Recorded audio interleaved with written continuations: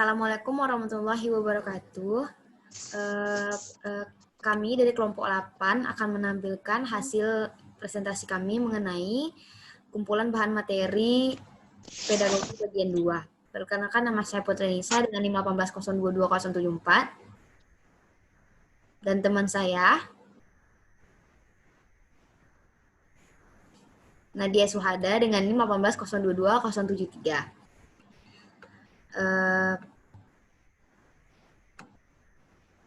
Baiklah, kami akan menampilkan PPT dari hasil makalah kami.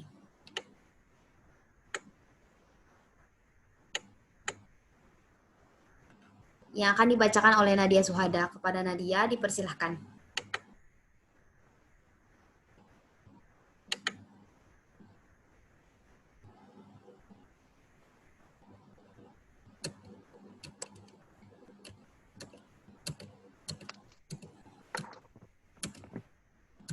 Kepada Nadia Suhada, dipersilahkan.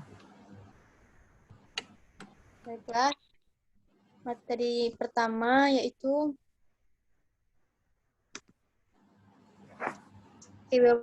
kewibawaan dalam pendidikan. Gazek dalam pendidikan merupakan pengakuan dan penerimaan secara sukarela terhadap pengaruh atau anjuran yang datang dari orang lain. Jadi pengakuan dan penerimaan pengaruh atau anjuran itu adalah atas dasar keikhlasan, atas dasar kepercayaan yang penuh, bukan didasarkan rasa terpaksa serta rasa takut akan sesuatu.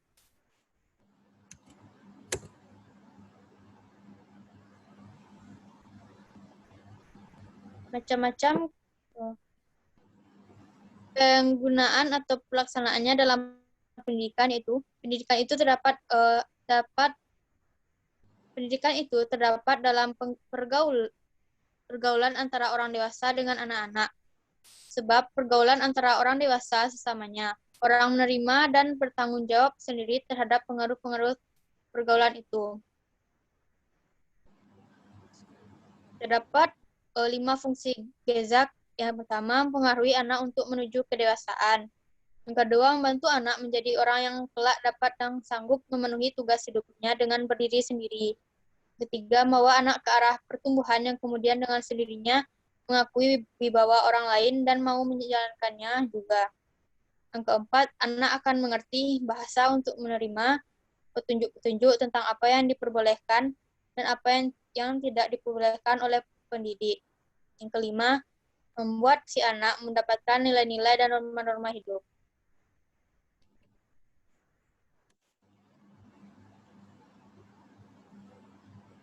Selanjutnya, macam-macam kewibawaan dalam kehidupan.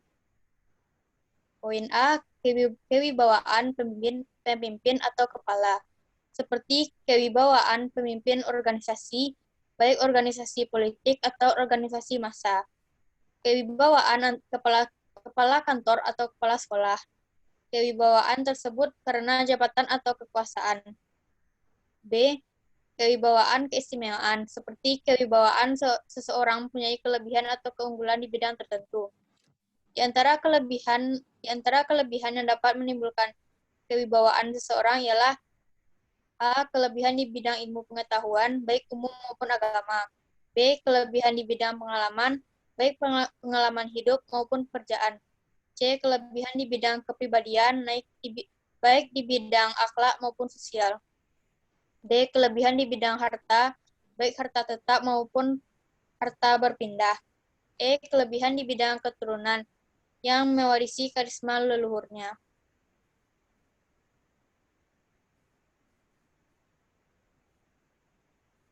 Selanjutnya, tingkat pengakuan terhadap kewibawaan ada 2 tingkat, yaitu A, pengakuan kewibawaan yang pasif, seperti anak yang mengikuti anjuran pada saat ada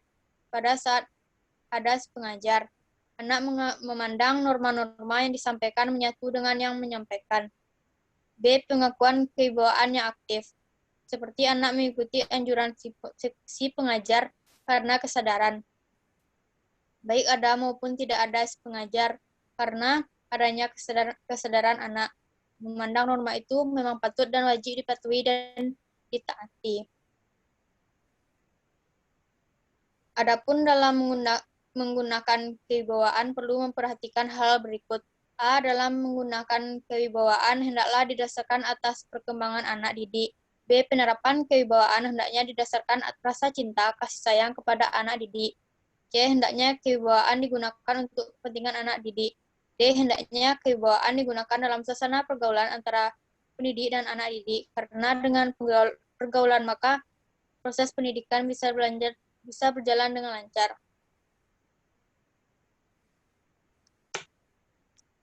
Beda gezak dalam pendidikan. Yang pertama, perbedaan antara kewibawaan orang tua dan kewibawaan guru atau pendidik-pendidik lainnya terhadap anak didik. A. Kewibawaan orang tua. Pertama, kewibawaan pendidikan. Ini berarti bahwa dengan kewibawaan itu, orang tua bertujuan memelihara keselamatan anak-anak agar mereka dapat hidup dan selanjutnya berkembang jasmani dan rohaninya menjadi manusia dewasa. Yang kedua, kewibawaan keluarga. Orang tua merupakan kepala dari suatu keluarga. Tiap-tiap peluang merupakan masyarakat kecil yang sudah tentu dalam masyarakat itu harus ada peraturan yang harus dipatuhi dan dijalankan. B. Kewibawaan guru atau pendidik lainnya. Pertama, kewibawaan pendidikan. Guru atau pendidik telah diserahi sebagian dari tugas orang tua untuk mendidik anak-anak. Selain itu, guru atau pendidik juga menerima sebagian tugas dari pemerintah yang mengangkat mereka. Yang kedua, kewibawaan pemerintah. Selain memiliki kewibawaan pendidikan, guru atau pendidik juga mempunyai kewibawaan pemerintah.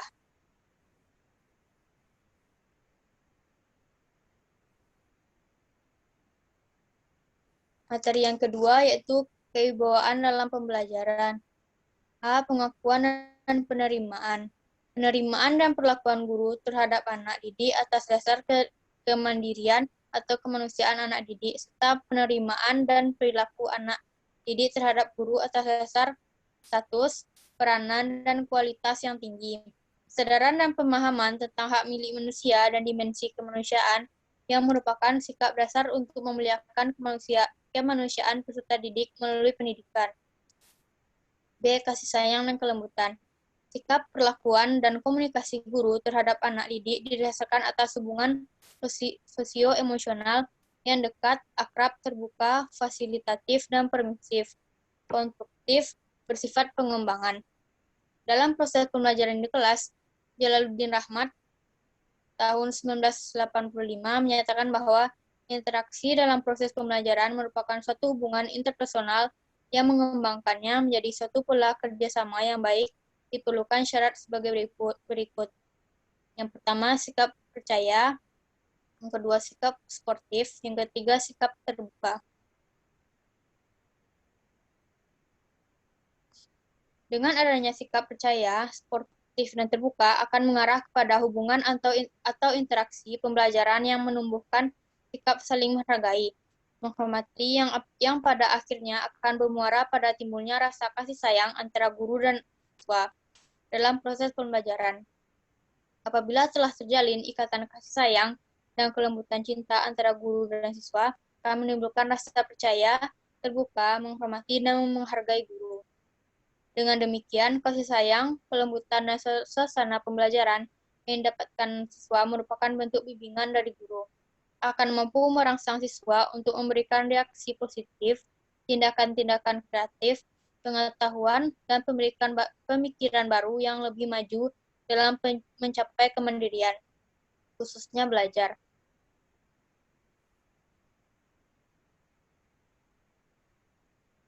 Keteladanan adalah penampilan positif dan normatif guru yang diterima oleh dan ditiru oleh anak didik. Dasar dari keteladanan adalah konformitas sebagai hasil pengaruh sosial dari orang lain, dari yang berpola compliance, identification, sampai internalization. Seorang guru menurut Hadianto merupakan manusia terhormat dalam segala aspek, yang harus menjadi suri tauladan di kelas dan di luar kelas, baik dalam hal kemampuan berpikir, bersikap, maupun bertutur kata yang tercermin dalam tingkah lakunya.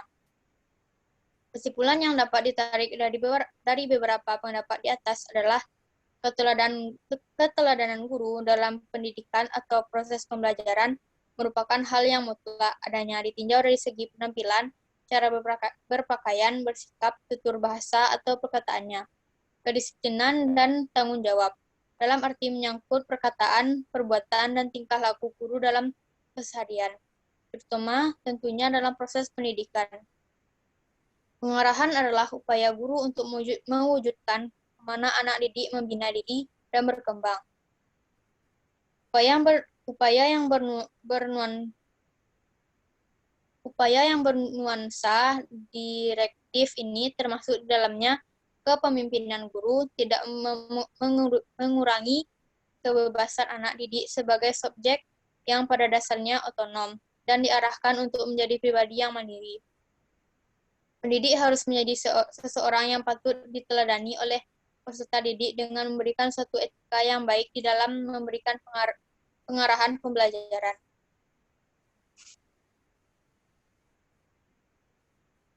Selanjutnya, penguatan. Upaya guru untuk meneguhkan tingkah laku positif anak didik melalui bentuk-bentuk pemberian penghargaan secara tepat yang menguatkan. Pemberian penguatan didasarkan pada kaidah-kaidah pengubahan tingkah laku. Dalam proses pembelajaran, penguatan atau reinforcement adalah sesuatu yang penting dalam memberikan motivasi yang lebih kuat pada siswa. Dimyati dan Mulgiono tahun 1999 menyebutkan prinsip pembelajaran antara lain adalah yang pertama, perhatian dan motivasi. Yang kedua, keaktifan. Yang ketiga, keterlibatan langsung atau pengalaman. Yang keempat, pengulangan. Yang kelima, tantangan. Yang keenam, balikan atau penguatan. Yang ketujuh, perbedaan individu. Kesimpulan bahwa guru yang membimbing adalah guru yang mampu memberikan penguatan secara tepat sasaran, tepat waktu, dan tempat isi,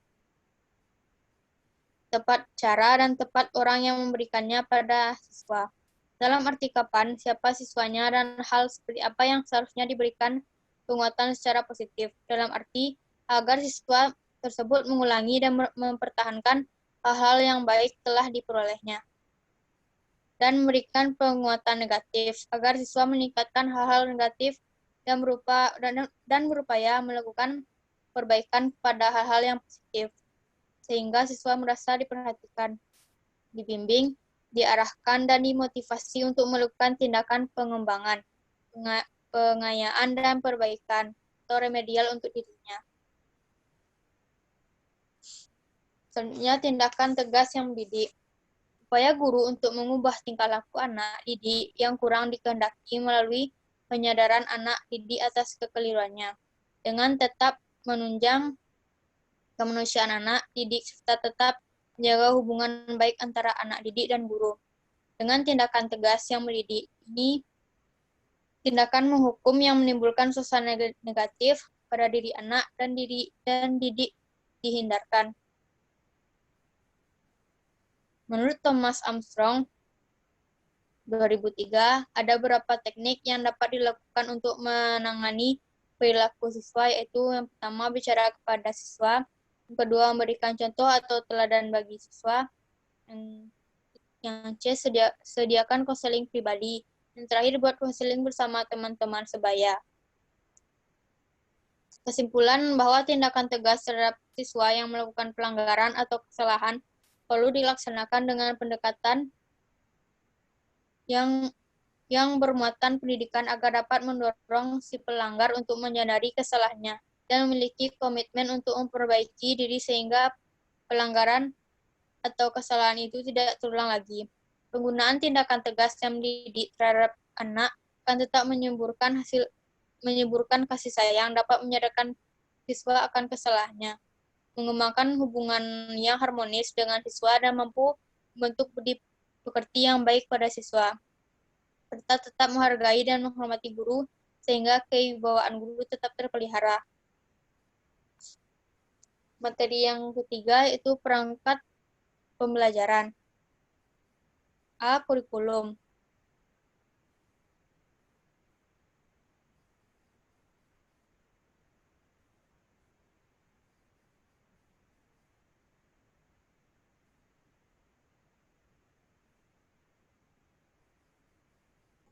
Baiklah, materi selanjutnya akan saya bacakan, yaitu mengenai perangkat pembelajaran. Yang pertama ada kurikulum. Kurikulum adalah perangkat mata pelajaran dan program pendidikan yang diberikan oleh suatu lembaga penyelenggara pendidikan yang berisi rancangan pelajaran yang akan diberikan kepada peserta pelajaran dalam satu periode jenjang pendidikan. Fungsi kurikulum yang pertama ada dalam rangka mencapai tujuan pendidikan. Fungsi kurikulum dalam pendidikan tidak lain merupakan alat untuk mencapai tujuan pendidikan. Dalam hal ini, alat untuk menempa manusia yang diharapkan sesuai dengan tujuan yang diharapkan. Pendidikan suatu bangsa dengan bangsa lain tidak akan sama karena setiap bangsa dan negara mempunyai filsafat dan tujuan pendidikan tertentu yang dipengaruhi oleh berbagai segi, baik agama, ideologi, kebudayaan, maupun kebutuhan negara itu sendiri. Selanjutnya, fungsi kurikulum bagi sekolah yang bersangkutan. Kurikulum bagi sekolah yang bersangkutan mempunyai fungsi sebagai berikut. Yang pertama, ada sebagai alat mencapai tujuan pendidikan yang diinginkan, sebagai pedoman mengatur segala kegiatan sehari-hari di sekolah. Selanjutnya, ada fungsi kurikulum bagi guru. Guru tidak hanya berfungsi sebagai pelaksana kurikulum sesuai dengan kurikulum yang berlaku, tetapi juga sebagai pengembang kurikulum dalam rangka pelaksanaan kurikulum tersebut. Selanjutnya, fungsi kurikulum bagi kepala sekolah. Bagi kepala sekolah, kurikulum merupakan barometer atau alat mengukur keberhasilan program pendidikan di sekolah yang dipimpinnya. Kepala sekolah dituntut untuk menguasai dan mengontrol apakah kegiatan proses pendidikan yang dilaksanakan itu berpijak pada kurikulum yang berlaku. Lalu ada fungsi kurikulum bagi pengawas atau supervisor. Fungsi kurikulum dapat dijadikan sebagai pedoman, patokan, atau ukuran dan menetapkan bagaimana yang memerlukan penyempurnaan atau perbaikan dalam usaha pelaksanaan kurikulum dan peningkatan mutu pendidikan. Lalu fungsi kurikulum bagi masyarakat, yaitu melalui kurikulum sekolah yang bersangkutan, masyarakat bisa mengetahui apakah pengetahuan, sikap, dan nilai serta keterampilan yang dibutuhkannya relevan atau tidak dengan kurikulum suatu sekolah. Lalu ada fungsi kurikulum bagi pemakai lulusan instansi atau perusahaan yang mempergunakan tenaga kerja yang baik dalam arti kuantitas dan kualitas agar dapat meningkatkan produktivitas. Yang kedua ada metode. Metode merupakan suatu alat dalam pelaksanaan pendidikan, yaitu yang digunakan dalam penyampaian materi tersebut. Materi pembelajaran yang mudah pun kadang-kadang sulit berkembang dan sulit diterima oleh peserta didik karena cara atau metodenya yang digunakan kurang tepat. Dalam dunia pendidikan, terdapat berbagai macam metode mengajar yang dalam penggunaannya harus disesuaikan dalam berbagai hal, seperti situasi dan kondisi kegiatan belajar mengajar sedang berlangsung. Fasilitas yang tersedia dan sebagainya harus disesuaikan dengan tujuan pendidikan yang hendak dicapai. Para guru tentu saja ingin senantiasa meningkatkan diri untuk meningkatkan mutu mengajar, serta menyampaikan bahan pengajaran kepada anak sehingga mudah dipahami. Selain itu, para guru ingin membuat proses pengajaran menjadi fungsional. Ini berarti seorang guru harus menguasai metode mengajar. Dalam didaktik khusus yang di dalamnya terdapat beberapa teori tentang metode mengajar. Yang ketiga ada alat bantu dan media pembelajaran.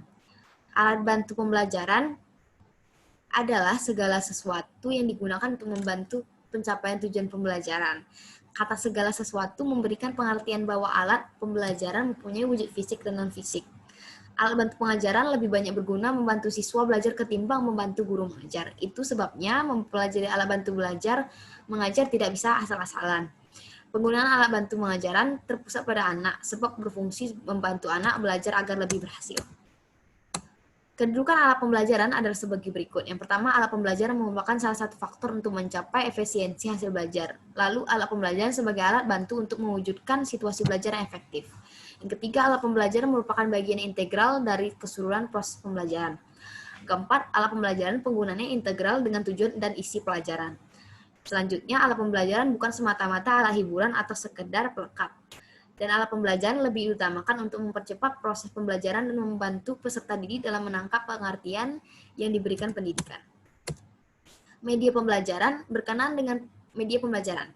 Berkenaan dengan perkembangan teknologi pembelajaran, peranan media menjadi sangat penting. Media pembelajaran yang serupa mesin atau teknologi dipandang sebagai aplikasi ilmu pengetahuan dapat berwujud media elektronik ataupun mesin pembelajaran lainnya, menempati posisi strategis dalam mempermudah dan memperlancar belajar. Media dalam arti sempit berarti komponen bahan dan komponen alat dalam sistem pembelajaran. Fungsi media pembelajaran yaitu menurut Roundtree dalam menggunakan 6 fungsi media, yaitu membangkit motivasi pelajaran, mengulang apa yang telah dipelajari, menyedia stimulus pelajaran, mengaktifkan respon siswa, memberikan umpan balik dengan segera, dan menggalakkan latihan ilustrasi. Menurut Wina Sanjaya, ada beberapa fungsi dari penggunaan media pembelajaran, yaitu yang pertama, fungsi komunikatif. Media pembelajaran digunakan untuk memudahkan komunikasi antara penyampai pesan dan penerima pesan, sehingga tidak ada kesulitan dalam menyampaikan bahasa verbal dan salah persepsi dalam menyampaikan pesan. Yang kedua, ada fungsi motivasi. Media pembelajaran dapat memotivasi siswa dalam belajar. Dengan mengembangkan media pembelajaran tidak hanya mengandung unsur artistik saja, akan tetapi memudahkan anak mempelajari materi pembelajaran sehingga dapat meningkatkan gairah siswa untuk belajar. Lalu, fungsi kebermaknaan. Penggunaan media pembelajaran dapat lebih bermakna, yakni pembelajaran bukan hanya meningkatkan penambahan informasi, tetapi dapat meningkatkan kemampuan anak untuk menganalisis dan mencipta. Lalu ada fungsi penyamaan persepsi, dapat menyamakan persepsi setiap anak sehingga memiliki pandangan yang sama terhadap informasi yang disampaikan. Yaitu ada fungsi individualitas, dengan latar belakang anak yang berbeda, baik itu pengalaman, gaya belajar, kemampuan anak, maka media pembelajaran dapat melayani setiap kebutuhan setiap individu yang memiliki minat dan gaya belajar yang berbeda. Manfaat media pembelajaran, yaitu dengan adanya kemajuan teknologi informasi dan komunikasi, maka guru dalam memberikan materi pembelajaran harus mengikuti kemajuan tersebut. Menurut Nasution tahun 2013, manfaat media pembelajaran sebagai alat bantu dalam proses pembelajaran adalah sebagai berikut. Yang pertama, pengajaran lebih menarik perhatian anak sehingga dapat menumbuhkan motivasi belajar. Yang kedua, bahan pengajaran akan lebih jelas maknanya sehingga dapat lebih dipahami anak, serta kemungkinan siswa menguasai tujuan pengajaran dengan baik. Lalu, metode pembelajaran bervariasi tidak semata-mata hanya komunikasi verbal melalui peraturan kata-kata lisan pengajar. Siswa tidak bosan dan pengajar tidak kehabisan tenaga. Lalu ada siswa lebih banyak melakukan kegiatan belajar, sebab tidak hanya mendengarkan penjelasan dari pengajar saja, tapi juga dilihat dari kemampuan jangkauannya. Media dapat dibagi menjadi media yang memiliki daya liput yang luas dan serentak seperti radio, televisi, media mempunyai daya liput yang terbatas, ruang dan waktu seperti film slide, film, dan video. Dilihat dari cara atau teknik pemakaiannya, media dibagi menjadi media yang diproyeksikan seperti film, slide, film strip, atau transparansi, dan media yang tidak diproyeksikan seperti gambar, foto, lukisan, dan video. Klasifikasi media pembelajaran, ada berbagai jenis media pembelajaran yang dapat digunakan oleh guru dalam proses pembelajaran mengajar. Guru harus dapat memilih jenis media pembelajaran yang tepat untuk digunakan dalam mengajar, sesuai dengan kebutuhan belajar siswa.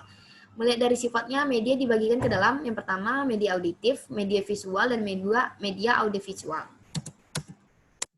Kedudukan media pembelajaran. Kedudukan media pembelajaran menurut Nana Sujana dan Arifai diantaranya adalah alat bantu untuk memperjelas bahan pembelajaran pada saat pendidik menyampaikan pembelajaran. Dalam hal ini, media digunakan sebagai variasi penjelasan verbal mengenai bahan pembelajaran. Lalu ada alat bantu untuk mengangkat dan menimbulkan persoalan untuk dikaji lebih lanjut dan dipecahkan oleh peserta didik dalam proses belajarnya. Paling tidak, pendidik dapat menempatkan media sebagai sumber pertanyaan dan stimulasi belajar peserta didik, sumber belajar bagi peserta didik. Hal ini berarti bahwa media tersebut mengandung bahan-bahan yang harus pelajari para peserta didik, baik individual maupun kelompok. Dengan demikian akan banyak membantu tugas pendidik dalam kegiatan mengajarnya. Yang ketiga ada penilaian. Penilaian atau asesmen hasil belajar merupakan komponen penting dalam kegiatan pembelajaran. Upaya meningkatkan kualitas pembelajaran dapat ditempuh melalui peningkatan kualitas sistem penilaiannya. Depdikbud dalam Zainal mengemukakan penilaian adalah suatu kegiatan untuk memberikan berbagai informasi secara berkesinambungan dan menyeluruh tentang proses dan hasil yang telah dicapai anak. Dunchan dan Dun dalam M. Ainin mengemukakan pengertian penilaian sebagai proses mengumpulkan informasi oleh guru tentang murid, oleh guru tentang pengajarannya, atau oleh siswa tentang kegiatan belajarnya. Dalam kurikulum 2004, istilah asesmen populer dalam frasa asesmen otentik yang mengacu pada berbagai bentuk asesmen yang merefleksikan hasil belajar anak, motivasi, dan sikap mereka terhadap aktivitas kelas. Lalu ada evaluasi. Kata evaluasi berasal dari bahasa Inggris evaluation yang mengandung kata dasar value atau nilai. Kata value atau nilai dalam istilah evaluasi berkaitan dengan kaitan bahwa suatu hal yang baik atau buruk, benar atau salah, kuat dan lemah,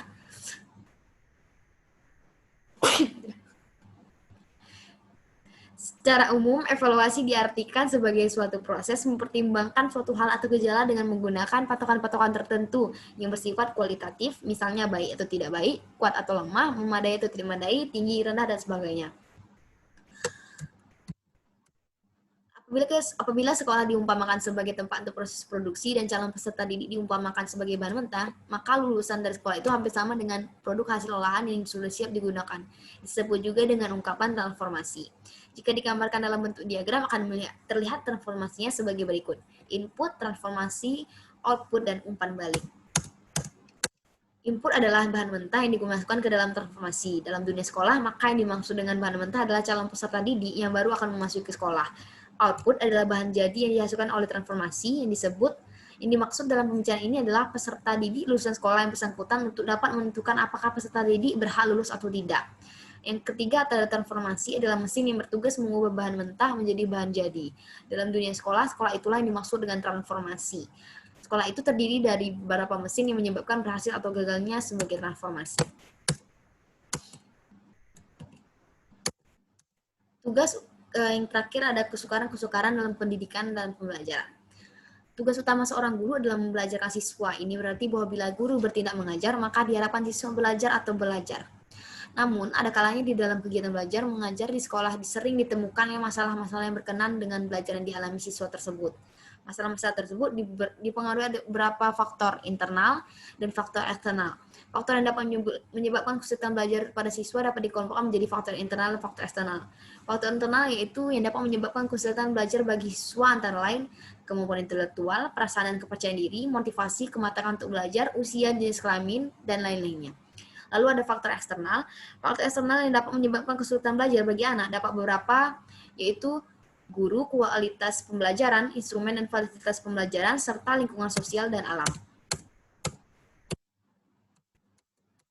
Macam-macam kesukaran dalam belajar. Yang pertama dalam belajar proses pendidikan, pengenalan dasar-dasar akademik seperti membaca, menulis, dan menghitung juga sangat penting. Namun hal ini bukan berarti menjadi sasaran utama dalam proses pendidikan di TK, karena sifatnya hanyalah pengenalan saja dan tentunya cara metodenya juga berbeda di sekolah dasar. Lalu hal yang harus didasari pada pendidik adalah kesulitan atau masalah pada anak. Terkadang dalam hal ini masalah belajar bukanlah semata-mata karena anak malas atau mempunyai kemampuan yang rendah, namun bisa disebabkan karena adanya gangguan secara biologis atau fisik. Lalu ada penanganan masalah belajar. Yang pertama, guru melakukan sosialisasi tentang motivasi kepada siswa. Motivasi yang diberikan bisa dalam bentuk ceramah singkat yang diberikan sebelum mulai proses pembelajaran. Yang kedua, perubahan strategi atau metode belajar sesuai dengan kondisi real siswa. Saat ini, metode belajar yang populer di Indonesia dikenal dengan PAIKEM atau pembelajaran aktif, inovatif, kreatif, efektif, dan menyenangkan. Artinya, ketika proses pembelajaran, guru harus menciptakan suasana sedemikian rupa sehingga anak aktif untuk bertanya, mempertanyakan, dan mengumumkan gagasan. Lalu penggunaan media belajar yang inovatif, yang mampu menarik perhatian dan motivasi siswa. Penggunaan perangkat tambahan seperti LCD proyektor atau HP selain merupakan sarana untuk mempermudah penyampaian guru, juga berfungsi sebagai sarana untuk meningkatkan perhatian belajar anak. Baiklah, sekian hasil presentasi kami. Lebih dan kurang kami minta maaf. Assalamualaikum warahmatullahi wabarakatuh.